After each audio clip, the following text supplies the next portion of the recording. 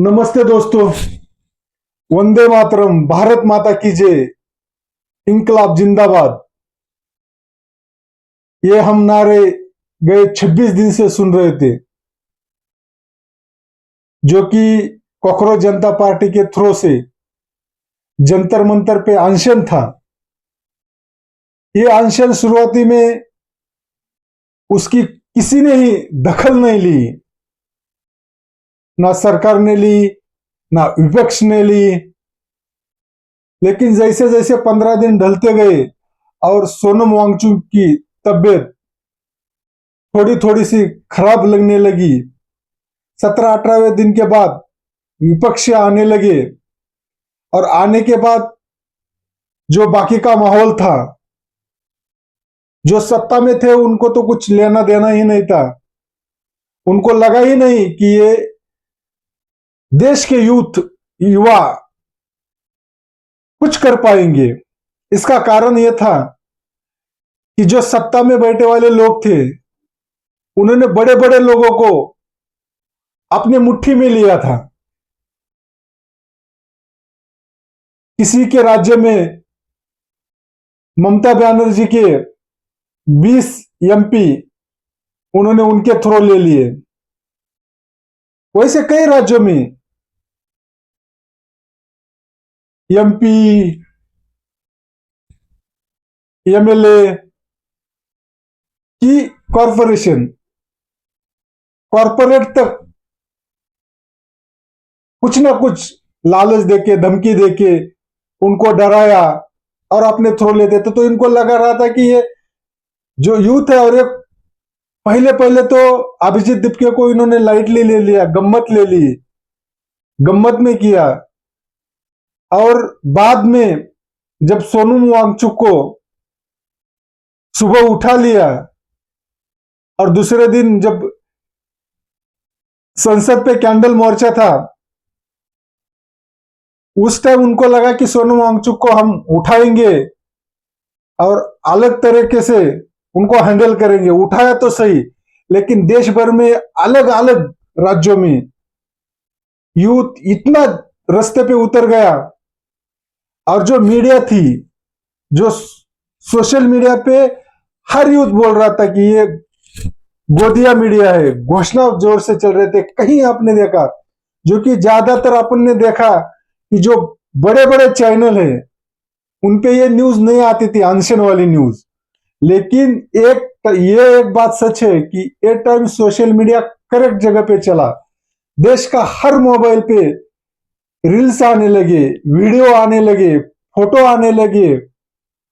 जो सत्य परिस्थिति है वो दिखाने के लिए सोशल मीडिया का ये टाइम करेक्ट कार्यक्रम हो गया, जो कि किसी को नहीं लगा था कि इतने जोर से सोशल मीडिया चल सकती है। जो कि जगह पे क्या हो गया था, जंतर मंतर पे क्या हो गया था, पुलिस ने क्या मारा था, या लड़के लोगों ने, जो कि सत्ताधारी पक्ष या जो गोदिया मीडिया बोल रहे थे, वो गोदिया मीडिया के थ्रू से ऐसा कहा जाता था कि इसमें कुछ आतंकवादी रहेंगे, इसमें कुछ गुंडे रहेंगे। पत्थर के 11, 12, 20, 25 ट्रक कहां से आ गए, ये सब सवाल उठ रहे थे। लेकिन जो अनशन करेक्ट चल रहा था, जो यूथ के दिल में था, वो कोई नहीं सुन रहा था। लेकिन अभिजीत दीपके के थ्रो, इसमें अभिजीत दीपके का तो जितना हम उसका आभार मानेंगे उतना कम ही है। लेकिन उसके साथ जो जुड़े लोग हैं उनका भी बहुत बहुत धन्यवाद देना चाहिए, क्योंकि जब अन्ना हजारे ने अनशन किया था, उसके बाद जब चुनाव हो गया था तो कांग्रेस हारी थी और नरेंद्र मोदी का उदय हो गया था। और नरेंद्र मोदी ने जब 2014 में शपथ ली थी, संसद के बाहर अपना सिर झुका के उन्होंने कहा था कि मैं देश का जनसेवक हूं। लेकिन धीरे धीरे वो बात भूल गए और उनको लगा कि सत्ता अपने हाथ में है तो कुछ नहीं हो जाएगा। लेकिन एक बात ध्यान में रखना चाहिए कि संविधान के ऊपर कोई भी नहीं है। जो संविधान है वो संविधान को लेके ही चलना पड़ेगा, कौन सी भी पार्टी रहे। और जब देश का अब यूथ इतना जाग सकता है और एक डर था लोगों के मन में कि ये पक्ष के विरुद्ध कोई बात नहीं कर रहा था, जो बात करेगा उसके ऊपर ईडी सीबीआई ऐसे चौकसी लगा के उनके पीछे ससे मेरा चौकसी का जो सर्कल था वो लगा के उनको डराया जाता था और अपनी तरफ खींचा जाता था। तो उनके मन में एक भ्रम था कि हमारा कोई कुछ बाल भी नहीं बांका कर सकता था। लेकिन आज के युवा ने यह करके दिखाया है कि जो मीडिया सब चीजें उनके थ्रू थे, इनके तरफ कुछ भी नहीं था। लेकिन ये यूथ एक ही जब इन्होंने दिखाई, कितने लोगों के लाठीचार्ज हो गया, कितना यूथ को मारा गया, तभी भी यूथ हटा नहीं। और जब आज का जो जल्लोश है, सीजीपी का जो जल्लोश है और वो उनकी जो लहरें पूरे देश में फैल गई है और सबको मालूम पड़ा है कि अब भी ये सरकार डर सकती है। खाली मन में सच्चाई और जो धर्मेंद्र प्रधान का इस्तीफा था वो तो पहले ही देना चाहिए था, क्योंकि दोस्तों जब अनशन हो गया था हर शहरों में, जब मोर्चे निकले गए थे तो उसमें खाली स्टूडेंट ही दिख रहे थे। और स्टूडेंट जब बोल रहे थे कि 18-18 घंटे 20-20 घंटे 16-16 घंटे जब अभ्यास करना पड़ता है, पढ़ाई करना पड़ता है, उसमें ना खाने का ध्यान में आता है ना पानी पीने का ध्यान में आता है। इतनी मेहनत करके 3-3 4-4 बरस मेहनत करके अगर पेपर लीक हो जाता है और पेपर लीक होने के बाद खाली एक गोदिया मीडिया से एक टाइटल आ जाएगा कि अमुक अमुक जगह पे ऐसा ऐसा हो गया और वो भूल जाएंगे और वो न्यूज चली जाएंगी और हम भूल जाएंगे। वो न्यायमूर्ति पे के भी धन्यवाद देना चाहिए जिन्होंने इन कॉकरोच जैसी इनको कॉकरोच बोल दिया और उसकी वजह से ये पूरा देश में यूथ एक हो गया। और यूथ एक होने के बाद अभी पता चल गया कि सबसे बड़ी जनता है, जनता के सिवा कोई भी नहीं है।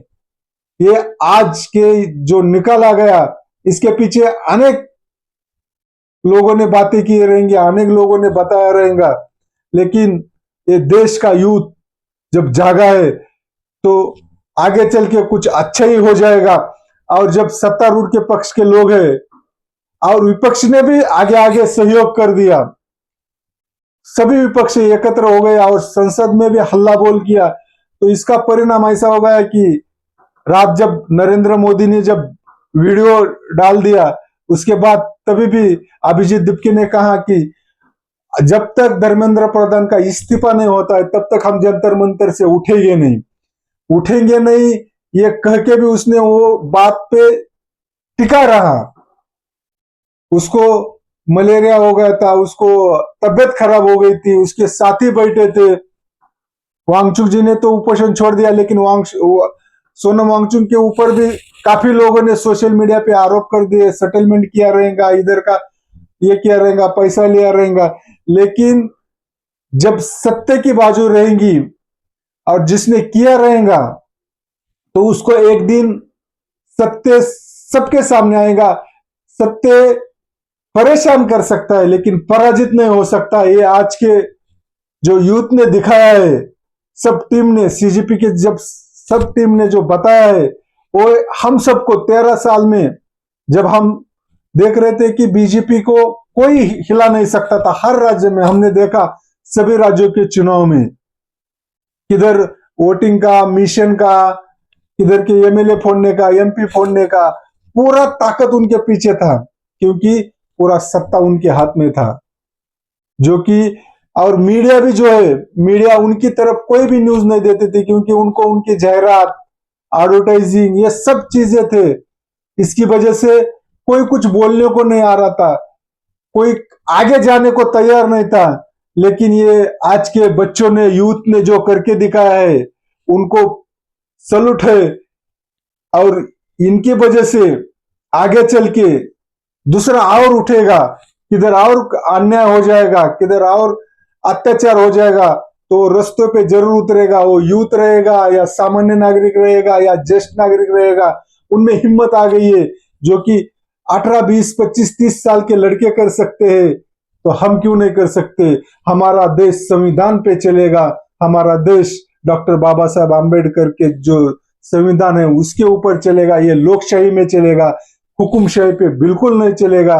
ये आज के इसमें ये यश जो आज का मिला है इसके ऊपर सबको एकदम खुशी है। क्या कहूं क्या नहीं कुछ समझ में नहीं आ रहा है, लेकिन ये सीजीपी के सभी सदस्यों का और देश भर के हर स्टूडेंट का, जिन्होंने रास्ते पे उतर के अपने 25-26 दिन की लड़ाई लड़ी, कभी खाया कभी नहीं खाया, कभी मार खाई, कभी बारिश बारिश भी चालू था, बारिश में भी बैठे थे, ये सब सहन करके आज जो यश मिला है वो इतना इजी नहीं मिला है। ये 3 टाइम की सरकार है, तीसरी टर्न है नरेंद्र मोदी जी की, 13 साल की चल रही सरकार है, इसको हिलाना और इतना इजी इस्तीफा लेना, हम बोल रहे इतना इजी नहीं था वो, लेकिन जो जोश था, जो जुनून था और जो पेपर लीक हो रहे थे वो कि आज ने और 20 स्टूडेंट की जो आत्महत्या हो गई थी, इसके ऊपर अगर विपक्ष के लोग बोलेंगे तो उसको पॉलिटिक्स कहा जाता था और वो उसको दबाया जाता था, क्योंकि जो गोदिया मीडिया है वो भी नहीं वो हेडलाइंस देती थी, बाद में वो सब लोग भूल जाते थे। लेकिन ये पॉलिटिक्स विरहित, पॉलिटिक्स के बिना ही कोई तो आने वाला था और उसका टाइम अभी शुरू हो रहा था, क्योंकि पॉलिटिक्स का कोई भी आदमी बोलेगा तो उसके ऊपर भरोसा नहीं किया जाता था। जो पॉलिटिक्स के बाजू में पॉलिटिक्स छोड़ के कोई भी आएगा, जैसे कि अन्ना हजारे ने किया था, तो वैसे ही अभी ये अभिजीत दिपके जी ने किया है। इसके लिए इनके सब टीम के लिए एक बार फिर से सैल्यूट देता हूं और सबके लिए वंदे मातरम, जय भारत।